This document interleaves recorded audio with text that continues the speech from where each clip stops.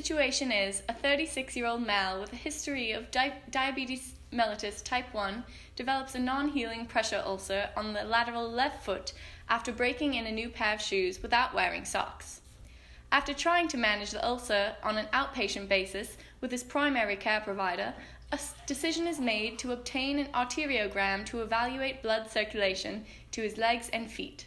The A-gram shows a femoral narrowing and a popliteal artery narrowing, and a femoral popliteal bypass graft is conducted. He undergoes elective surgery and has an uncomplicated recovery and returns home. Welcome to A Recipe for Disaster. Over the course of our presentation, we will discuss this patient's situation along the lines of the healthcare systems, including the macro system, the exosystem, the mesosystem, the microsystem, and of course the patient. We will review each scene to analyze what went wrong and how this impacted subsequent scenes by using the Swiss cheese model. The overall purpose of our presentation is to determine how all systems are connected. One day, a patient presents to his outpatient clinic/ED with complaints of a non-healing pressure ulcer. This wound on my heel will not get better. Why is it turning green? I cannot even walk anymore. Based off your symptoms, I would recommend an angiogram to explore your condition. We can perform the test here this afternoon at this hospital, which is Sugar Cookie Medical Center. Because of this patient's insurance policy, which happens to be Medicaid, his options are limited. Things start to heat up. Well, you'll just have to go to a different hospital. I guess the Chocolate Chip Community Hospital. They do not have the best technology because they're a smaller community hospital, but it's our only option to get some kind of picture on your blood flow. The patient makes an appointment for an angiogram at the lower level hospital, even though he knows he's receiving lower level interventions due to his insurance policy limitations. This is an example of how the policies within the macro system impact the overall care of this patient. It takes the patient 3 months to get an appointment that fits with his work schedule. His symptoms worsen with time.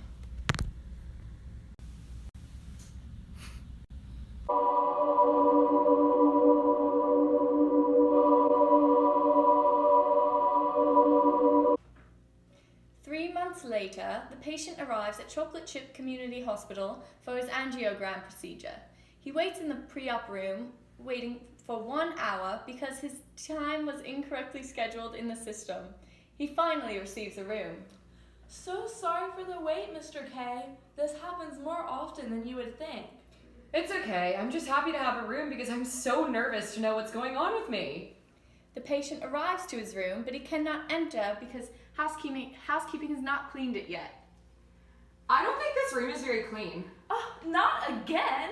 I thought I let housekeeping know how clean this room was supposed to be after the last patient left. The patient cannot use this room and must wait longer for housekeeping to clean it. Finally!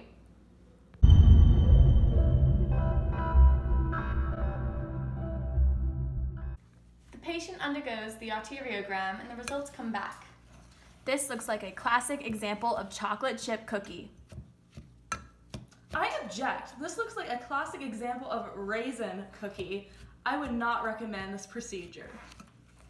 This patient's primary doctor overseeing the procedure thinks this looks like an example of femoral narrowing and a popliteal artery narrowing. The patient needs a femoral popliteal bypass graft. I am terribly confused. I feel like I'm getting mixed reviews. What conclusion have we come to? I need to educate the patient about the possibility of a femoral popliteal bypass graft, but I need the information to be consistent with yours. The doctors argue outside the patient room. The patient hears them arguing. The nurse is confused about the patient condition and cannot adequately plan her interventions to match this inconsistency.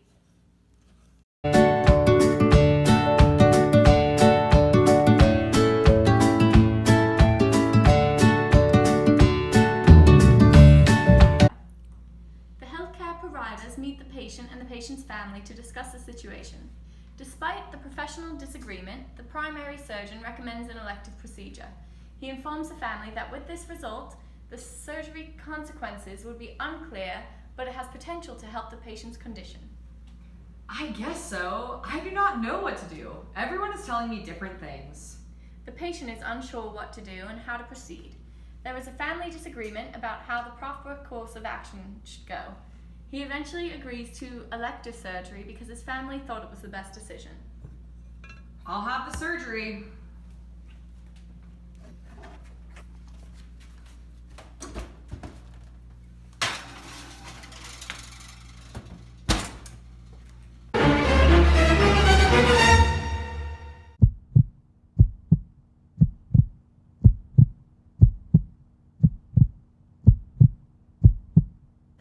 Go. The patient develops a PE from poor DVT prophylaxis post-surgery. This is 24 hours after surgery. The patient dies.